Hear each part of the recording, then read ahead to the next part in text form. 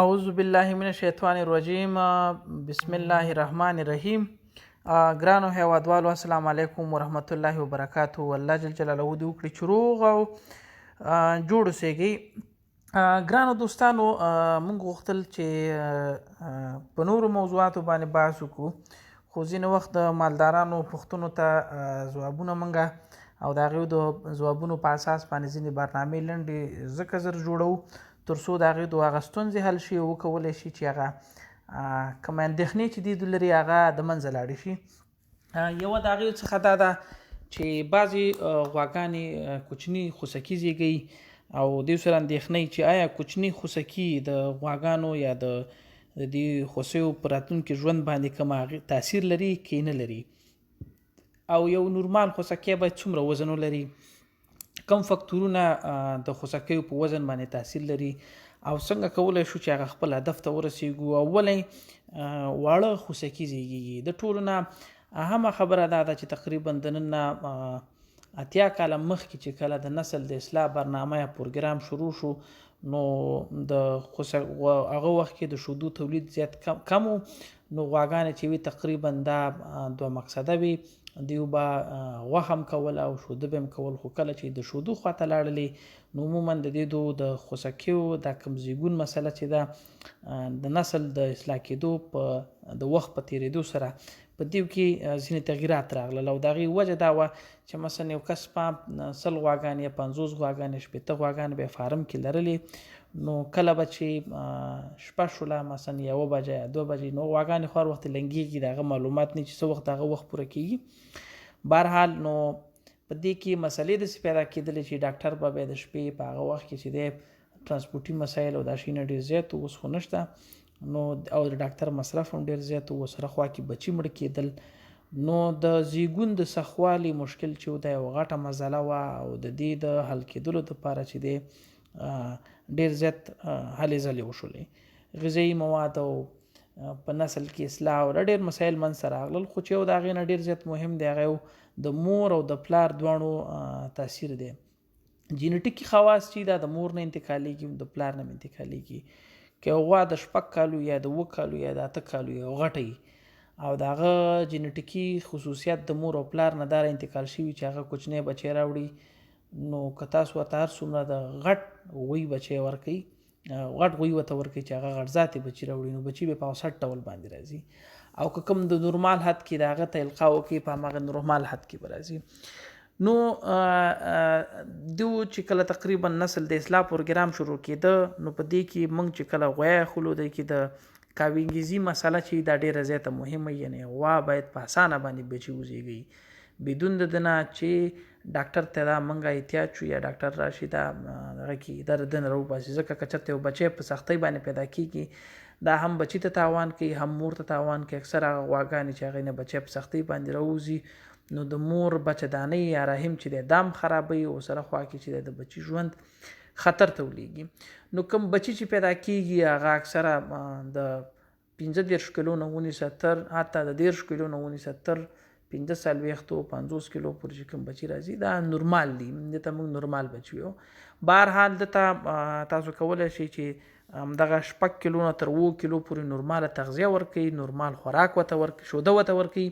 د 6 نه تر 8 کیلو شودو پورې 8 لیټر شودو پورې، دا د 3 میاشتو پورې دوی ته ورکوي په مسلسل ډول باندې، او وزن چې دی دا بیرته تقریبا داسې وي چې په 2.5 میاشتو کې دا د خپل وزن بیرته سر ته رسوي. که یو بچی غټو شي مثلا داسې وي که فکر وکړئ چې تاسو یو سره غوا د لنګه شو 50 کیلو بچی راوړه او بل یو غوا د هغه لنګه شو هغې 19 کیلو بچی راوړه، دغه د 19 کیلو والا بچی چې دی دا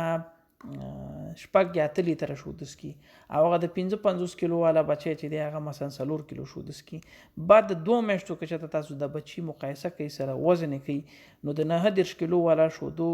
چې شوده چې دا شوده ډېر شوده څکي نسبت 55 کیلو ته، دغه څه کوي هغه به ډېر زیات وزن اخلي. نو وزن که هر څومره ډېر زیات او چېرته تاسو په آینده کې ښه تغذیه ونه کوي، بیلانس یې نه کوي، نو دا دغه نه لري، هغه آینده نه لري او نشي کولی چې خپل ټارګټ یا خپل هدف ته ورسیږي. که خوسکې 15 کیلو یا حتی 33 کیلو یا حتی 10 کیلو وشي او تاسو په مسلسل ډول باندې هم دغه 6 نه تر 8 کیلو شوده د 3 میاشتو پورې ورکوي او د 3 میاشتو نه بعد په شوده کته کوي بیا ورته دانه باب ورته ورکوي نو زه تاسو سره په یقین سره ویلی شم چې هغه د مومبیلیارد کراسي یا د نوري نو کم از کم د 800 ګرامو نه تر 900 ګرامو پورې چې دی دا کولی شي دا وزن واخلي یعنې دکې دا مهمه نه ده چې مثال درکمه چې سړی و چې زما سره خوسکې کم وزنه پیدا شوې ده په راتلونکي کې کم وزن واخلي دا خبره غلطه ده خالص په همدومره چې کله تاسو یو حیوان د بل حیوان ته رسیږي د هغې نه بیا ورځې لږې کمې مثلا داسې وایي چې یوه هفته شاید د هغه کله چې هغې هدف ته رسیږي یوه هفته شاید په هغه باندې لږه ډېره ولګېږي نور کم مسایل چې دي هغه پکې نشته خو پروګرام دا دی چې د اصلاح نسل په پروګرامونو کې نن سبا په نړیوال سیستم کې بچي مخ په وړېدو باندې دي او ټول بچي چې دي مخ په دې باندې دي چې تر څو ډاکټر ته څوک احتیاج نشي او ډاکټر راونه غواړي او وا باید په خپله په طبي شکل باندې زیږون وکړي ځکه که دا مسله هم داسې مخ په تېرېدو باندې روان مخ په زیاتېدو باندې روانې نو دې کې د بچو مرګ رامنځته کېږي د مور منځ رامنځته کېږي تاسو که د بیلجن نوم اورېدلی یو نسل دی اکثره وخت دوی چې خپلو کې سره یوځای شي یعنې بیلجن بلو پلار او د بیلجن نو د مور د همغه نسل سره یوځای شي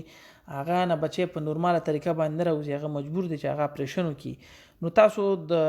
15 کیلو د خاطره یا د 8 کیلو د خاطره یا د 6 کیلو د خاطره د خپلې غوا ژوند چې دی دا په خطر کې ماچوي ځکه سغذایي چې دا ډېر زیات خطرناک کار دی او زمونږ خوشبختانه غوایان چې څومره دي که هغه د الټا جینیټیک دي که هغه د جرمني کوپکسي جرمني کمپنۍ دي که هغه د کوپکسي البته دا بعضې غوایان زموږ غټ دي خو په هغه اندازه باندې انشاءالله مشکلات نه پیدا کوي خو موږ په راتلونکي کې هم دغه پروګرام کې لرو چې غټ ذاتي بچي چې هغه په اول سر کې واړه شي او وروسته بیا وزن یا نمو کې دا ډېره زیاته مهمه ده دا مهمه نه ده چې په اول سر کې غټ بچی راوړي ځکه که په اول سر کې غټ بچی راوړي نو حتما په افغانستان کې غواګانې وړې دي دا به غټ بچی چې راوړي د هغه لګنې خاصره خرابوي د هغه بچه‌دانۍ خرابوي په آینده کې مشکلات هغه ته پیدا کېږي نو نه موږ غواړو چې یو مالدار ته تاوان ورسېږي نه موږ دا غواړو چې مثال درکمه دا وروسته بچی چې دی د وزن نه پاتې شي نو کوم جینیټیکي ظرفیت چې دی هغه د ټولو یو شی دی د کیس مشکل نشته په راتلونکي کې ښه غوام ته جوړېدی شي او نن سبا په داسې نسلونو باندې چې د هغې دغه کمي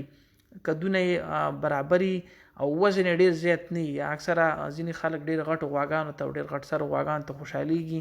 خو مهم شی دا دی چې د هغه بدن باید وړوکی او لږ خوراک وکړي او ډېر شودې وکړي نو خدای جل جلاله دې وکړي چې روغ او جوړ اوسئ که تاسو څه پوښتنه لرئ کولی شئ په کمنټ کې ولیکئ موږ به تاسو ته په دې هکله باندې معلومات درکو یا هم که چېرته غواړئ چې په نمونهي ډول باندې زمونږ د دغې فارمونو نه د دغې حالت نه که څوک په دې باندې مطمئن نه چېرې د خوسکي واقعا چې واړه وشي د وروسته غټېږي که نه غټېږي کولی شي په جلال آباد کې د خالص مالدارۍ فارم ته راشي هغې ځای کې وګورئ چې کوم خوسکي ولته ریکارډ حتما موجود دی نو تاسو ته به وښیي چې د په زیږون وخت کې څومره و بعد د 8 میاشتو نه څنګه دي بعد د 9 میاشتو نه څنګه دي بعد د 6 میاشتو نه څنګه دي نو ستاسو په ذهن کې چې کومې پوښتنې پیدا کېږي هغه تاسو ټولې حل کولی شئ خو د ټول نه هم خبره دا ده چې تاسو د شودو تغذیه صحیح وکړئ په سالم ډول باندې وکړئ نو که چېرته یو خوسکی 10 کیلو وي 22 کیلو وي 11 کیلو وي حتی 9 کیلو وي او په سالم ډول باندې د تغذیه شودو وکړله ورګم ورته صحیح ورکړل مخکې موږ د ورګو منیجمنټ چې دی هغه وړاندې کړی نو دا هماغسې